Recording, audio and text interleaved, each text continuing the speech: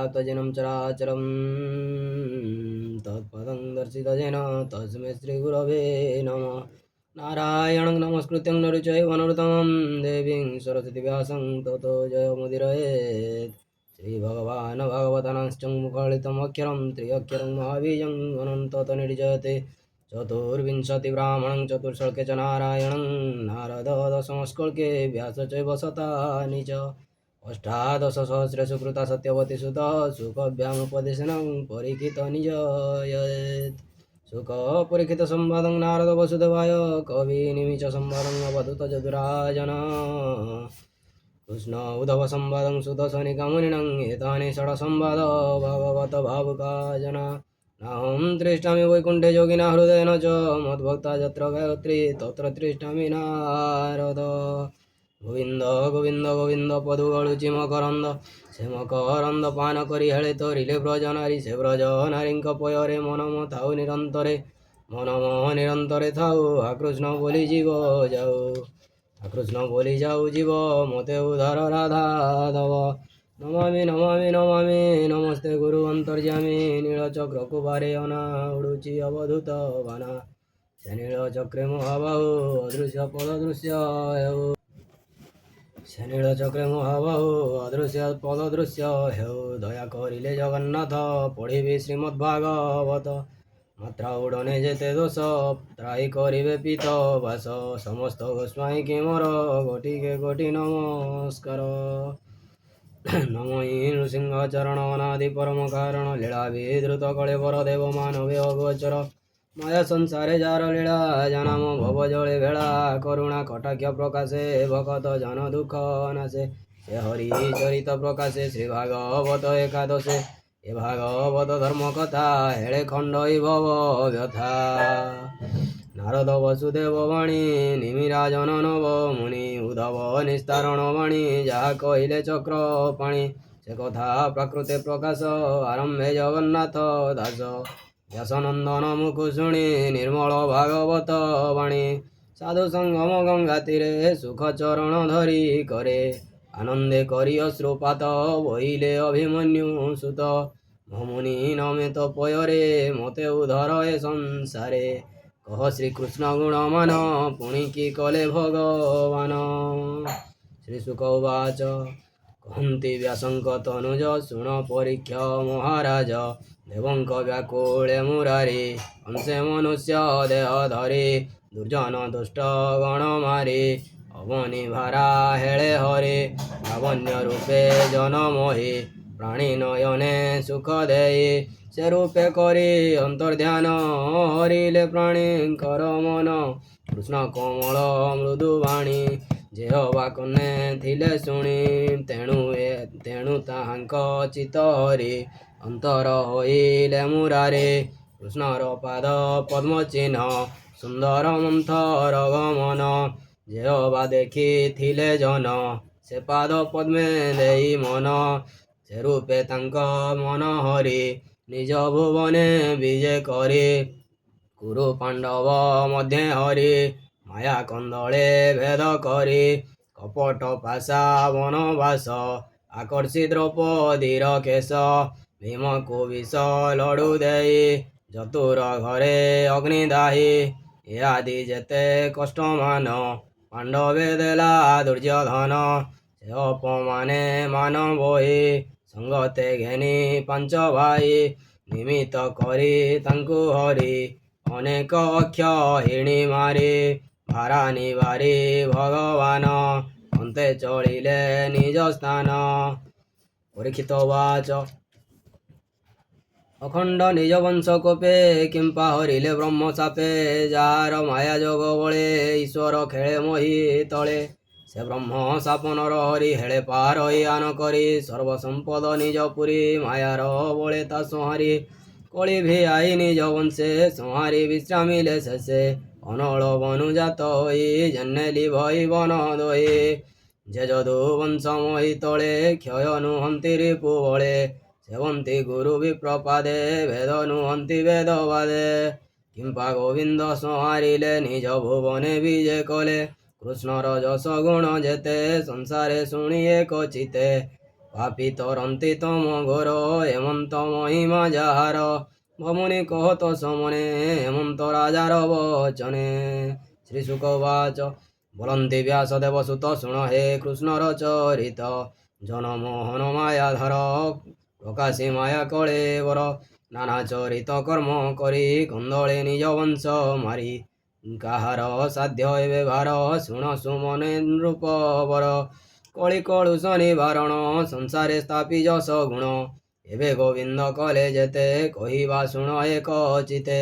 ଯାଦବ ବଂଶ ଯାଦବ ବଳନାଶ ଅର୍ଥେ ଗୋବିନ୍ଦ ବିଚାରିଲେ ଚିତେ ବିପ୍ରେ ଯେ ଥିଲେ ନିଜ ଦେଶେ ଶ୍ରୀକୃଷ୍ଣ ଦର୍ଶନ ଲାଳସେ ବିଶ୍ୱାମିତ୍ରଙ୍କୁ ଆଗ କରି ଶ୍ରୀ ବାମଦେବ ବ୍ରହ୍ମଚାରୀ ଭୃଗୁ ଅଙ୍ଗିରାଜେ ଦୁର୍ବାସ ବଶିଷ୍ଠ ନାରଦ ବିଶେଷ ମିଳିଲେ ପିଣ୍ଡାରକ ତୀର୍ଥେ ଶ୍ରମେ ଚାଲନ୍ତି ବନ ପଥେ ହେମନ୍ତେ କୃଷ୍ଣର କୁମର ଆନନ୍ଦେ ସମୁଦ୍ରର ତୀର ସକଳେ ଏକ ସ୍ଥାନେ ମିଳି ରଙ୍ଗେ କରନ୍ତି ନାନା କେଳି ଶାମ୍ବକୁ ନାରୀ ବେଶ କରି ଅନେକ ଅଳଙ୍କାର ଭରି ପ୍ରସବ ଗର୍ଭ ପ୍ରାୟ କରି ଉଦରେ ଲୌହ ପାତ୍ର ଭରି ଚାଲଇ ଚରଣ ମନ୍ଥରେ ଶ୍ରମେ ଗୃମିତ କଳେ ଭରେ ମୁନିଙ୍କୁ ଦେଖି ଲାଜ ପାଇ ଅନ୍ତରେ ଅର୍ଦ୍ଧମୁଖ ହୋଇ ରହିଲା ଲତା ଅଭ୍ୟନ୍ତରେ ହେମନ୍ତେ ଶ୍ରୀକୃଷ୍ଣ କୁମରେ ମୁନିଙ୍କ ପାଶେ ଯାଇ ଧୀରେ କର ଯୁଗଳ ଦେଇ ଶିରେ କୋମଳ ମଧୁର ବଚନେ ବୋଲନ୍ତି ଶୁଣ ବିପ୍ରଜନେ ଯାଦବ ବଂଶ ନାରୀ ଏହି ଅନେକ ଦିନୁ ଗର୍ଭ ବହି ପ୍ରସବ ନୁହେଁ କି କାରଣେ କହିଲୁ ତୁମ୍ଭର ଚରଣେ ଲାଜେ ନ ରହେ ତୁମ୍ଭ ଆଗେ ଚଳି ନ ପାରେ ଶ୍ରମ ଭାଗେ ତୁମ୍ଭେ ସର୍ବଜ୍ଞ ଜନ ସାର କି ଅଛି ଗର୍ଭରେ ହାର ପୁତ୍ର ଦୁହିତା କିବା ଜାତ ମାୟା ନ କରି କହ ସତ୍ୟ ଶୁଣିଣ ତାଙ୍କର ବଚନ କୋପେ ବହିଲେ ମୁନି ଜନ ଏ ନାରୀ ଗର୍ଭବାସ ବାଣୀ ଆମ୍ଭେ ଜାଣିଲୁ ପରିମାଣି ଏହାର ଗର୍ଭେ ଅଛି ବାଳ ନିଷ୍ଠୁର ଲୋହର ମୁଷଳ ଆଜି ଏ ଗର୍ଭ ପ୍ରସବିବ ତୁମ୍ଭର ବଂଶ ବିନାଶିବ କୂଳ ସମୂଳେ କରି ନାଶ ଭୂମିରେ ଯେତେ ଯଦୁ ବଂଶ ହେମନ୍ତେ କହିଗଲେ ମୁନି କୃଷ୍ଣ କୁମରେ ତାହା ଶୁଣି ବଜ୍ର ପଡ଼ିଲା ଜହ୍ନେ ମୁଣ୍ଡେ ଶାମ୍ବକୁ ଘେନି ରାଜ ଦାଣ୍ଡେ ତକ୍ଷଣେ ଲୋହ ପାତ୍ର ଫେଇ ପେଟେ ଖୋଜନ୍ତି ହସ୍ତ ଦେଇ କର୍କଶ ପିଙ୍ଗଳ ପିଛିଳ ଦେଖିଲେ ଲୋହର ମୂଷଳ ଗର୍ଭ ପଡ଼ିଲା ବଜ୍ର ପ୍ରାୟ ଦେଖି କମ୍ପିଲେ ମହାଭୟେ ଲୋହ ମୂଷଳ ତେଜ ଭରେ ଚକ୍ଷୁ ବୁଝିଲେ ନିଜ କରେ ବୋଲନ୍ତି କନୁ ମନ୍ଦ କର୍ମ କିବା ବୋଲିବେ କୃଷ୍ଣ ରାମ ହେମନ୍ତେ ଗୋବିନ୍ଦର ସୁତେ ଲୋହ ମୂଷଳ ଘେନି ହସ୍ତେ ଉଗ୍ରସେନର ସଭା ତଳେ ମିଳିଲେ ହୃଦୟ ଚଞ୍ଚଳେ ଲୋହ ମୂଷଳ ତଳେ ଥୋଇ କହନ୍ତି ସଭା ମୁଖ ଚାହିଁ ଆମ୍ଭେ ଯେ କ୍ରୀଡ଼ା କୌତୁକେ ଖେଳନ୍ତେ ତୀର୍ଥ ପିଣ୍ଡାରକେ ଶାମ୍ବକୁ ନାରୀ ବେଶ କରି ଉଦରେ ଲୋହ ପାତ୍ର ଭରି ମୁନିଙ୍କୁ ପଚାରିଲୁ ଭାବେ ଏ ଗର୍ଭ ପ୍ରସବ ପ୍ରସ୍ତାବେ ଶୁଣି କୋପିଲେ ମୁନି ଭ୍ରମେ ବନ ଗହନ ପଥ ଶ୍ରମେ ବୋଇଲେ ଗର୍ଭେ ଅଛି ବାଳ ନିଷ୍ଠୁର ଲୋହର ମୂଷଳ ଭୂମିରେ ଯଦୁବଂଶ ଯେତେ ଏ ରହେ ମରିବେ ସମସ୍ତେ ନାଶ କରିବେ ଯଦୁକୁଳ ଏ ଜାତ ଲୋହର ମୂଷଳ ତକ୍ଷଣେ ଗର୍ଭ ଫେଇ ଦେଖି ଭୟେ ବୁଝିଲୁ ଆମ୍ଭେ ଆଖି ହେମନ୍ତେ କହି ସଭା ମଧ୍ୟ କୁମରେ ବସିଲେ ବିଷାଦେ ଶୁଣି ସକଳ ପୁରଜନେ କହିଲେ କହନ୍ତେ ଦୁଃଖିତ ବଦନେ